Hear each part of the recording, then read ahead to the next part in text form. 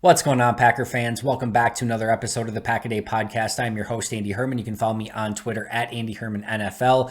Hope your holiday weekend is treating you well, and I really appreciate you being here today, checking out this new episode. I also want to say thank you to the people who have already signed up for Pack a Day podcast memberships. There have been a bunch of you, which is overwhelming, and I'm so appreciative of all of you for being interested and just a part of this journey in the Pack a Day podcast in general. For those of you who are interested in becoming a member, if you're on YouTube, you can click that little join button below and see the different tiers that are available to you. If you're not listening on YouTube, go to youtube.com/packadaypodcast and you can hit that little join button and see what options are available. A quick note to the new members who have already signed up. Give me a couple days to sort of figure out all of the nuances of this. I got to figure out how I can sort of reach out to those of you who have signed up for the advanced membership so we can figure out how to connect on social media and do the monthly call and set up the fantasy football league. So just give me a little bit of time. I'm going to have some new members only videos coming, I promise you, and we'll do that members only Q&A. It may be the following week, but like I said, just give me a little bit of grace over the course of the next week or so, and then things will really ramp up from there. I promise you guys that. Speaking of which, a huge thank you to Joe Grossel as well as Riley Cruz for signing up as new members on the Pro Bowl tier, and a massive shout out to Most Hated Minnesotite, it's Most Hated Minnesotan, who is a Hall of Fame member. Super awesome of you, dude. Thank you so incredibly much. Super excited to connect with you. But enough about memberships. I want to move on to today's episode and today's topic. I think it's honestly one of my most interesting episodes to date, and for a variety of reasons. A, it's probably going to be one of my shortest episodes to date, which I don't know how that's going to go over. And B, it's one of the most, statistically researched episodes that I've ever done to date. So I put a lot of time into all of the numbers and sort of researching this. It's going to end up, like I said, I think being a little bit of a shorter episode. A quick note, by the way, if you ever wonder why a lot of these ESPNs and Fox Sports have like the people yelling at you on the screen and that's like their main form of content and it's just loud noises, like anytime you do like a really analytical, nerdy thing, like if I'm going over an undrafted free agent and their scouting report and digging deep into their tape or something like I'm going to do today, usually it doesn't do the best numbers in the world. And it's usually the stuff where I'm like, the safeties aren't as good. And that's the stuff that does better. But I'm never going to change. I'm going to go over the things that I think are super interesting. And what I thought would be super interesting today was to go over the end of the era officially, right? Jordan Love is officially the starting quarterback of the Green Bay Packers. We know that it's going to happen this week against Justin Fields, and that era is going to take off, and we don't know what that roller coaster ride is going to bring us. It could be an exhilarating ride. It could be, we don't know. It's just going to be super interesting, and we're so excited for it. But it is at the end of an era.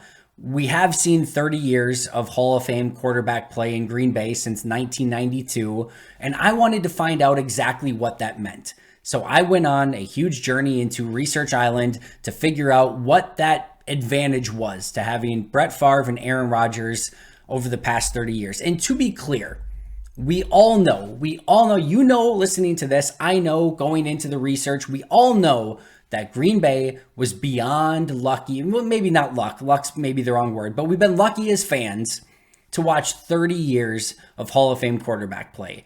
And it's not going to be any surprise to anyone whatsoever that having 30 years of Hall of Fame quarterback play is going to come with some advantages. They went to 3 Super Bowls. They won 2 of them. Should there have been more? We're not going to talk about that today. You get multiple MVPs. You've got a puncher's chance at a Super Bowl just about every single year. It was a pretty great time to be a Packer fan for the past 30 years. You beat up on the Bears for the vast majority of it. We can go on, but it led to a lot of wins. It led to a lot of heartbreak at the end of a lot of seasons. Some of the most crushing, find a new way to break your heart playoff losses every single year, it felt like at times. But it came with a ton of joy, a ton of excitement, and some just incredible playmaking out on the field as well. So we know we had it lucky watching these 2 players for 30 years. But again, I wanted to see what that meant in regards to winning and when they weren't in the games and what we can sort of potentially expect, in the Jordan Love era if he's not capable of reaching that Hall of Fame level. So we'll get into all of that. I was at that game in 1992. I was a little bit younger then, but I was at that game in 1992. First Packer game I ever went to. Packers Bengals, Don Majkowski goes down injured. I've told this story before, but I was very adamant in one of my very first Packer takes, which was a very awful Packer take, that Ty Detmer should have been the guy that came in for Don Majkowski. But they, in their, what they thought was wisdom, decided to go with Brett Favre instead of Ty Detmer. I still say Ty Detmer probably would have went on to win 1,000 MVPs and all of the Super Bowls, but unfortunately they went with Brett Favre and the rest was history. So they go to Brett Favre. He comes in for Don Majkowski. Like I said, I was in the stadium on that day. My dad held me up over his head. And I was right in the end zone where Kittrick Taylor caught the touchdown. The rest was history. I was sort of baptized into this on that day. The rest was fate. But there have been 495 regular season games since Don Majkowski went out injured against the Bengals in 1992. Since that day, when Don Majkowski started on that day, 495 regular season Packer games since that day. So a decent amount of regular season Packer games. Of those 495, 476 of those games were started by either Brett Favre or Aaron Rodgers. 476 out of 495. Of course, Brett did not miss any games. Aaron has missed very few.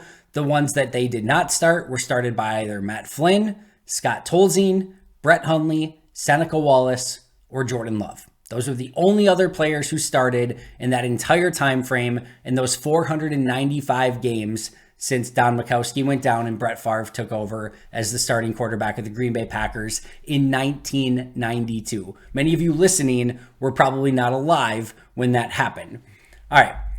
In those 495 regular season games since that point, the Packers have had 314 regular season wins, 179 losses, and 2 ties, good for a 63.6% winning percentage. 63.6, pretty freaking good. Almost 2 out of 3 games they are winning with Brett Favre and Aaron Rodgers at quarterback in the regular season. Now, what I wanted to do is go and look back, and I charted out every single one of these games, including who started for Green Bay, who started against the Packers, and then I did a little bit of research based on their quarterback rating and who ultimately had the better quarterback in the game. Now, in 495 games, and this is a little bit of, there's no perfect way to measure this. So what I did is I tried to go through and say who had the better quarterback going into the game. Now, I'll say this one more time. This is really hard to measure because in the first game of Brett Favre's start, let's just it's really difficult to say of all right, who was better at that point? Was it Vinny Testaverde or was it Brett Favre? Was it Chris Miller or Jim Everett or was it Brett Favre? Some of those things are hard discussions to have. But even with the benefit of hindsight and things like that, if you had to say, would you rather have life on the line? Would you rather have Brett Favre or Chris Miller going into a game? You're probably going to take Brett Favre with the benefit of hindsight, right? So in the long run, in the whole scheme of things, who ended up being the better quarterback was more often than not Brett Favre or Aaron Rodgers in the games that they played. And the games that they didn't play, all but one clearly had a better quarterback than the Packers did. And then in the games that basically when they played against a Hall of Famer, whether it was Troy Aikman or Steve Young or Dan Marino or John Elway or whatever, it was a Hall of Famer they played against, I counted it as they didn't have a clear advantage in that game. So there's no perfect science here, but I went through and charted all 495 games, and I said there were 433 of them that I think you can make a strong argument that the Packers had the better quarterback going into that game. 433. Now, again, some of those very close, and you could make an argument either way. So maybe it's 400, maybe it's 450, probably somewhere in the middle there. But I had 433 charted out where the Packers had the better quarterback going into the game. And I had 62 games where either the quarterback they were facing was at least an equal to the Packers quarterback, or they had a better quarterback. In many cases, those were the Brett Hundley, Matt Flynn, Jordan Love games, etc. So 495 games, 433 where I thought the Packers had a better quarterback than the other team, or at least it was arguable that they had the better quarterback. All right, so that was interesting in and of itself. But that's just a thought, right? That's just me giving my thoughts on it. So what I thought I'd do again is in those 495 games, figure out and just look at statistically which quarterback ended the game with a better quarterback rating? Was it the Packers quarterback or was it the opposing quarterback? In 495 games, 314 times, the Packers ended the game with a better quarterback rating than the opposing quarterback. 314 out of 495 times. In 181 games, the opposite team ended with a better quarterback rating. That's a pretty good clip that the Packers had, or ended the game with a better quarterback rating than the opposing team did. And clearly the defenses play a factor in this as well, but that is a very impressive number where they outplayed the opposing quarterback far more often than not during that time frame. Now, in the 433 games that I thought they had the better quarterback with, they had 289 wins, 143 losses, and one tie for a 66.9% winning percentage. But with the 62 games when the quarterback was equal or better, they only had 25 wins, 36 losses, one tie, and a 41.1% winning percentage. So when it was pretty clear, or at least arguable, that they had the better quarterback, they won over 2 out of every 3 times. When they did not have the better quarterback, and it was, or at least it was equal, or the other team had a better one, the other team won at a 58.9 clip. So a complete different ball game when they did not have the quarterback advantage. Here's the big one. Here's the one that I think is just the absolute crazy takeaway. In the 314 times that they ended the game with a better quarterback rating than their opponent. And I know quarterback rating's not perfect. I get it. But I wanted to just see, like on a base level, when they had the better quarterback, what happened?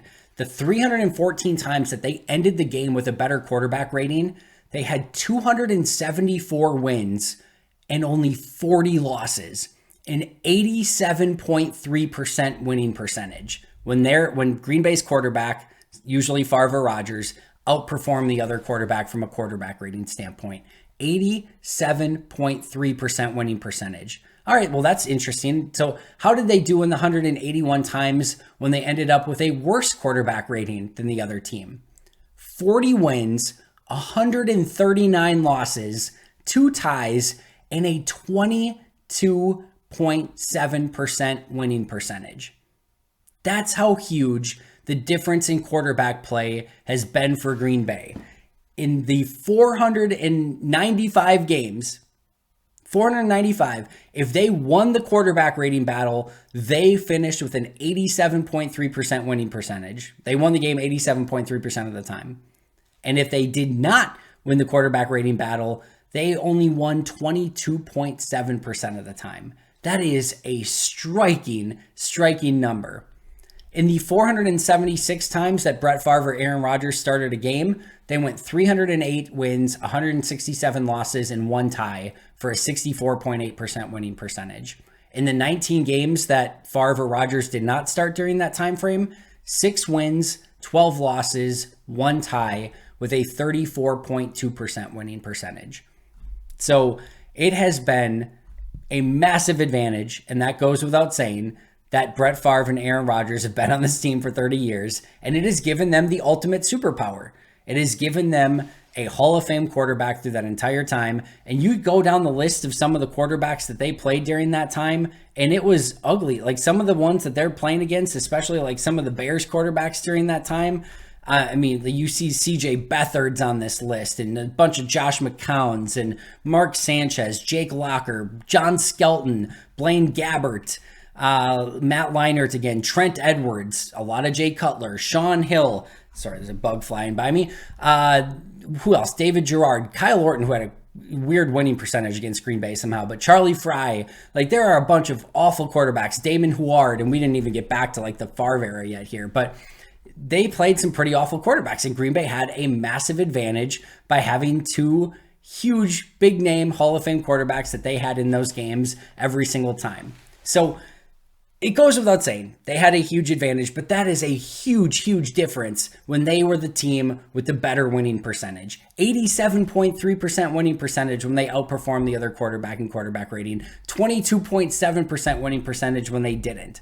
So this is not an episode on commentary on Jordan Love. We have no idea. We don't know what he's going to be. He could be the next Hall of Famer. He could flame out in a couple years or anything in between, and we just don't know. So this isn't an episode based on that, but that's exactly the point. For the first time in a very long time, we don't know that Green Bay just has this automatic advantage going into the game because they have a better quarterback. They lost that superpower, at least they may have. We don't know if they did or not. And that is a huge difference than what we're used to. Going into this season, you pick right now who will be the better quarterback in each game. Jordan Love or Justin Fields. Jordan Love or Desmond Ridder. Jordan Love or Derek Carr. Jared Goff. Jimmy Garoppolo. Russell Wilson. Kirk Cousins. Matthew Stafford. Kenny Pickett. Justin Herbert. Jared Goff. Patrick Mahomes. Daniel Jones. Baker Mayfield. Bryce Young. Kirk Cousins. And Justin Fields again. I can tell you for sure, I'm pretty positive Patrick Mahomes and Justin Herbert going to be better than Jordan Love this year. Maybe not in the game they play in, but those will be the better quarterbacks going into that game. That's probably not a great sign for Green Bay based on the statistics that we just went over. In all those other ones, you could tell me either way. We just don't know at this point because so many of those guys, first of all, we don't know Desmond Ridder yet very well. We don't know Bryce Young. We don't know what Justin Fields is going to look like this year. We don't know what Kenny Pickett's going to look like this year. Is Russell Wilson going to completely suck again, basically? We just don't know some of the answers on those things, and we don't know how good Jordan is going to be either. So this is going to be a really interesting season from a quarterback standpoint, and to see if Jordan Love can outperform some of these quarterbacks and keep some of that same winning percentage rolling when Green Bay has outperformed the opposite quarterback. So the pressure is clearly in some capacity on Jordan Love, but it's not just on Jordan Love. Everyone needs to do a better job and make Jordan's job easier so that he doesn't have to do all the heavy lifting. And also, this goes to the defense too. So many years Green Bay had the better quarterback and you could get away with not as great defenses at times, especially in the regular season.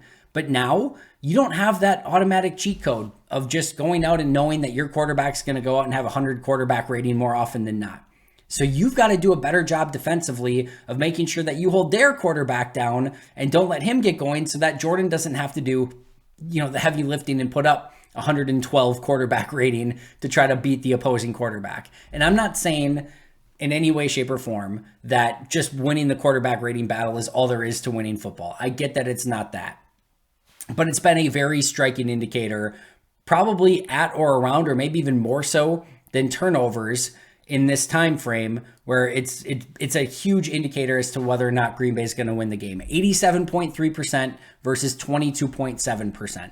A huge difference as to whether or not they have a win or a loss has been based on if they outperform the other quarterback in the regular season. So everyone needs to play better.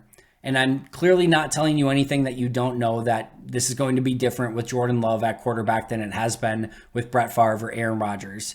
And we know that it's not going to be easy to win games without a Hall of Fame quarterback, but it just goes to show you how important that advantage has been and that they now no longer have that advantage. And this is going to be a different era. It's going to be a different team. It's going to be a different feel. And everyone on this roster, this coaching staff, this organization needs to do a better job to lift up the entirety of the team so that all of that pressure doesn't fall on Jordan Love and he doesn't feel like he has to be Superman and go out and have a 100+ QB rating week in and week out. So the numbers to me, extremely interesting, extremely telling, and it goes to show you just the advantage that Green Bay has had having that 30 years of Hall of Fame quarterback play. And the last thing I'll just add to this is it also goes to show just how important that this season is for Jordan Love and his development. There's a lot at stake here in how this season goes, and I think this is a really big evaluation year for this organization as a whole. But I know everyone wants wins and losses, and I know it's super important. I think I was listening to 107.5 here in Green Bay, and there's a little commercial that plays, and Marcus Eversole is kind of debating with a fan, and the fan is on there saying listen, if they don't end up in the playoffs and with a winning record, then the season was a failure no matter what. And Marcus says, well, what if they end up, a little below 500, but Jordan Love shows that he is the franchise quarterback moving forward? Is that a success? And the fan said no. And then that was the end of it. And then it went to the commercial or the next commercial. I just disagree with that caller. And I agree with Marcus. if you told me that Jordan shows that he is a legitimate franchise quarterback for this league, that will be a massive win for the Packers moving forward. I'm not saying he has to be a Hall of Famer, but if he shows he's a legitimate threat at quarterback and can be the guy that helps this team win games and be a huge part of that going forward, that will be a huge win regardless of how many wins and losses they end up with this season. And I think everything on top of that is gravy. So a lot at stake in this season in some capacity, but at the same token, this is going to be a season that revolves around Jordan Love, his development, and what he can do to get to a level where Green Bay has probably not that same advantage that they've had over the last 30 years, but if they can go into a game more often than not feeling like they have the better quarterback, they're going to go into a lot of games feeling like they can win, and they're going to end a lot of games probably having won if they can go into the game more often than not with the better quarterback. That is going to do it for me today. I hope you enjoyed this bizarro sort of research episode, but I think a really fun one nonetheless. Just kind of an interesting look back. It was really fun going through all the different quarterbacks that they've played against over the last 30 plus years. And now we get to see this new era with Jordan Love against a really fresh group of quarterbacks in the NFL as a whole. And I'm really, really looking forward to it. I will see you guys right back here tomorrow. But until next time, and as always, go Pack Go.